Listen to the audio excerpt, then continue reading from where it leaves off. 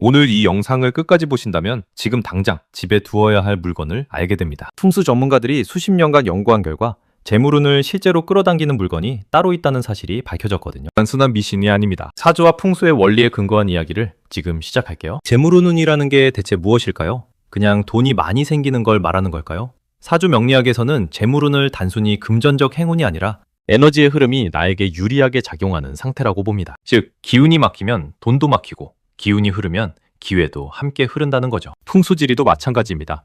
우리 집과 공간에 흐르는 기운, 즉 기가 어떤 방향으로 흘러가느냐에 따라 그 집에 사는 사람의 운명이 달라진다고 봐요. 수천 년간 동양에서 연구되어 온 학문이거든요. 허투루 볼 게 아닙니다. 그렇다면 그 에너지를 끌어당기는 물건이 실제로 존재할까요? 결론부터 말씀드리면 있습니다. 풍수에서는 특정 형태, 색상, 소재가 특정 기운을 끌어당기거나 막는다고 말합니다. 오늘은 그 중에서도 재물운에 직접적으로 연결되는 물건 5가지를 소개해드릴게요. 잠깐! 시작하기 전에 중요한 전제가 있습니다. 이 물건들은 그냥 두기만 한다고 효과가 있는 게 아닙니다. 어디에 어떻게 두느냐가 핵심이거든요. 잘못 놓으면 오히려 역효과가 날 수도 있습니다. 오늘 각 물건의 올바른 배치 방법도 함께 알려드릴 테니까요. 끝까지 집중해주세요. 자, 이제 첫 번째 물건입니다. 바로 황금 두꺼비. 금섬이라고도 불리는 세발 두꺼비 장식이에요. 풍수에서 가장 오래된 재물 부적 중 하나죠. 중국에서 시작된 이 상징물은 한국, 일본을 비롯한 동아시아 전역에 걸쳐 수천 년간 사랑받아왔습니다. 왜 두꺼비일까요?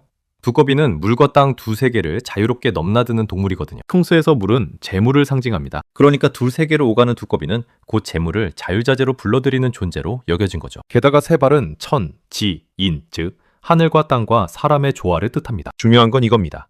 두꺼비 입에 동전을 물려두어야 해요. 그리고 현관문을 등지도록, 즉 집안을 바라보게 놓아야 합니다. 문 쪽을 향하게 두면 재물이 집 밖으로 나가버린다고 하거든요. 이 배치 하나만 잘못해도 효과가 반감된다는 점 꼭 기억하세요. 높이도 중요합니다.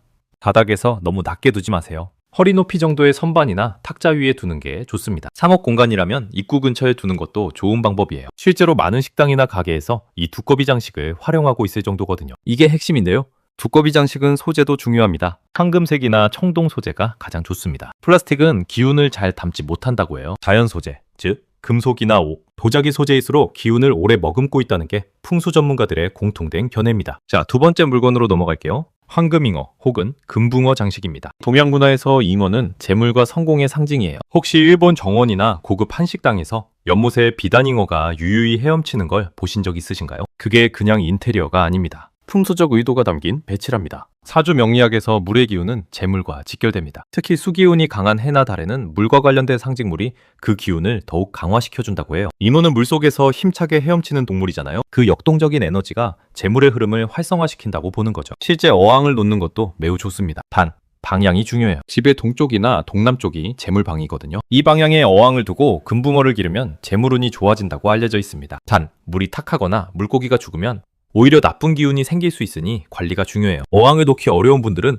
잉어 그림이나 도자기 장식품을 대신 사용하셔도 됩니다. 이 경우에는 파란색이나 황금색이 가미된 잉어 그림이 효과적이에요. 잉어가 위를 향해 힘차게 오르는 그림일수록 좋습니다. 하강하거나 죽은 듯 보이는 그림은 피하세요. 여기서 놀라운 사실이 있습니다. 잉어는 최대 200년까지 산다고 알려져 있어요. 그 강인한 생명력과 끈질긴 생명 에너지가 바로 잉어를 재물의 상징으로 만든 이유 중 하나입니다. 오래 살고 크게 자라고 역류도 뛰어넘는 잉어의 기운을 집안에 드리는 거죠. 이제 세 번째로 넘어가겠습니다. 엽전, 즉 전통 동전 장식입니다. 혹시 엽전 다발이 묶여있는 장식품을 본 적 있으신가요? 빨간 끈에 여러 개의 동전이 묶인 그 장식이요. 한국과 중국의 전통 가정에서 오래전부터 내려오던 재물부적입니다. 풍수에서 동전은 금기운을 상징합니다. 금기운은 수렴, 집중, 축적을 의미하는 에너지예요. 쉽게 말해서 재물을 모으고 쌓이게 만드는 기운이죠. 특히 사주에서 금기운이 부족한 분들에게 엽전 장식이 그 부족한 기운을 보충해주는 역할을 한다고 합니다. 엽전 6개를 빨간 끈으로 묶는 게 기본 형태예요. 왜 6개냐고요?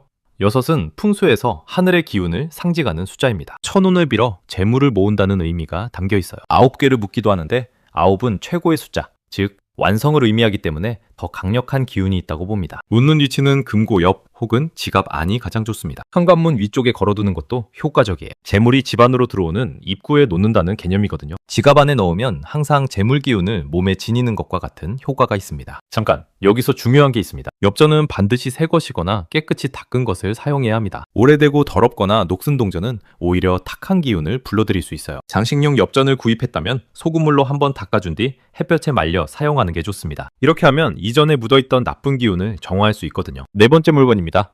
황수정 혹은 시트린이라 불리는 노란 수정이에요. 수정 중에서도 특히 노란색 계열이 재물운에 가장 직접적으로 작용한다고 알려져 있습니다. 시트린은 상인의 돌이라는 별명이 있을 정도예요. 오래전부터 사업가들이 지갑이나 금고 근처에 두는 물건으로 유명합니다. 왜 수정일까요? 수정은 지구 속에서 수억 년에 걸쳐 만들어진 자연물입니다. 그 안에 엄청난 땅의 기운이 운축되어 있죠. 풍수에서 땅의 기운은 안정과 축적을 의미합니다. 즉 재물이 흩어지지 않고 모이게 해주는 역할이에요. 시트린의 노란 색상은 사주에서 토기운, 즉 땅의 기운을 강화시켜줍니다. 특히 사주에 토기운이 약한 분들, 재물을 모으긴 하지만 자꾸 새어나간다는 분들에게 시트린이 특히 효과적이라고 합니다. 책상이 왼쪽에 두는 것이 좋습니다. 풍수에서 왼쪽은 재물을 받아들이는 방향이거든요. 오른쪽은 나가는 방향이에요. 이 차이만 알아도 배치가 달라집니다. 사무실이라면 금고 근처나 서랍 안에 넣어두는 것도 좋은 방법이에요. 수정은 정기적으로 정화해 줘야 합니다. 소금물에 담그거나 보름달빛 아래 하룻밤 두거나 흐르는 물에 씻어주는 방법이 있어요. 수정은 주변의 기운을 흡수하기 때문에 오래 방치하면 탁한 기운이 쌓일 수 있거든요. 여기서 잠깐 사주 이야기를 더 해드릴게요. 사주에서 재물은 재성이라는 별로 표시됩니다. 이 재성이 사주 내에서 어떤 위치에 있느냐에 따라 그 사람의 재물운 패턴이 달라져요. 재성이 왕성한 사람은 돈이 잘 들어오는 편이지만 지출도 크고 재성이 약한 사람은 돈이 잘 안 들어오는 대신 일단 모으면 잘 지킵니다. 중요한 건 자신의 사주에 맞는 물건을 선택하는 게 더 효과적이라는 거예요. 예를 들어 사주에 화기운이 강한 분은 노란색 계열 물건이 잘 맞고 수기운이 약한 분은 검은색이나 파란색 계열 물건이 균형을 잡아준다고 합니다. 이 점도 참고하시면 좋겠네요. 이제 5번째, 마지막 물건입니다. 복주머니 장식이에요. 한국 전통에서 복주머니는 복을 담는 그릇입니다. 예로부터 세뱃돈을 담는 용도로 쓰였지만 그 상징적 의미는 훨씬 깊습니다. 복주머니는 복이 안으로 들어와 밖으로 나가지 않도록 꽉 묶어두는 개념이거든요. 풍수에서는 물건의 형태가 기운을 결정짓는데 중요한 역할을 합니다. 복주머니처럼 입구가 조여들어 막힌 형태는 기운을 안에 가두는 수렴의 형태예요. 재물이 들어오면 나가지 못하게 잡아두는 기운이 생기는 거죠. 색상도 중요합니다. 빨간색 복주머니가 가장 강한 재물 기운을 가지고 있어요. 풍수와 사주에서 빨간색은 양기, 즉 활발하고 강한 기운의 상징이거든요. 금색 실로 자수된 복주머니라면 더욱 좋습니다. 복주머니 안에 무엇을 넣느냐도 핵심입니다. 쌀 몇 알, 엽전 3개, 작은 수정 한 조각을 함께 넣어두는 전통적인 방법이 있어요. 이 세 가지가 각각 풍요, 금기운, 땅의 기운을 상징하거든요. 세 기운이 하나의 복주머니 안에서 합쳐지면 시너지 효과가 생긴다고 합니다. 놓는 장소는 안방 혹은 집안의 북쪽이 가장 좋습니다. 북쪽은 풍수에서 재물이 축적되는 방이거든요. 현관 근처에 걸어두는 것도 재물이 집 안으로 들어올 때 복주머니가 먼저 받아들인다는 개념으로 활용됩니다. 잠깐, 여기서 놀라운 사실이 하나 더 있습니다. 사주와 풍수에서 공통적으로 강조하는 원칙이 하나 있어요. 바로 청결입니다. 아무리 좋은 물건을 두어도 집이 지저분하고 먼지가 쌓여 있으면 기운이 막힌다는 거예요. 풍수의 기본 중의 기본이 바로 공간을 깨끗이 하는 거거든요. 실제로 풍수 전문가들이 가장 먼저 하는 일이 청소입니다. 특히 현관, 화장실, 부엌을 깨끗이 유지하는 게 중요해요. 현관은 기운이 들어오는 문이고 화장실은 기운이 빠져나가는 곳이며 부엌은 재물 기운이 모이는 공간이거든요.